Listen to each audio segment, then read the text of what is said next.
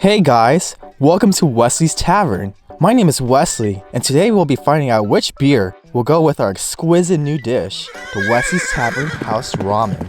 So for today's ramen, we'll be using a Sapporo Ichiban Tonkotsu flavor, and it will be topped off with some delicious ingredients. This ramen is already rich in flavor.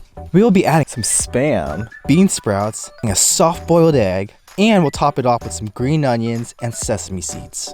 And as for the beer, we'll be working with 4 different flavors. Beer number 1 is a Japanese beer, and it happens to be Japan's oldest brand beer. You might recognize it for the golden star that is usually displayed on the bottle.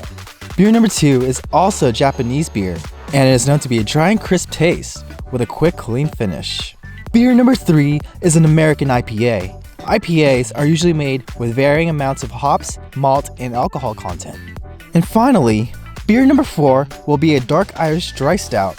This beer contains flavors of chocolate and coffee. It will be interesting to see how this taste will match with the ramen itself. So now that we have that, let's get started with beer number 1. Wow. Now let's try the ramen. Okay, now this is good.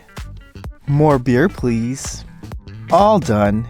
And now it's time for beer number 2. Cheers.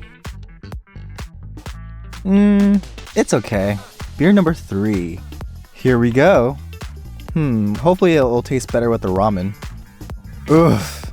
Not really my cup of tea, or should I say beer. And now it's time for beer number 4. But first, ramen. So good. I thought this was gonna be a weird combination, but it's actually tasting good. Kill it. And now let's find out which beer would pair well with our Wesley's Tavern House Ramen. You guys already know the answer to this, and it's beer number 1.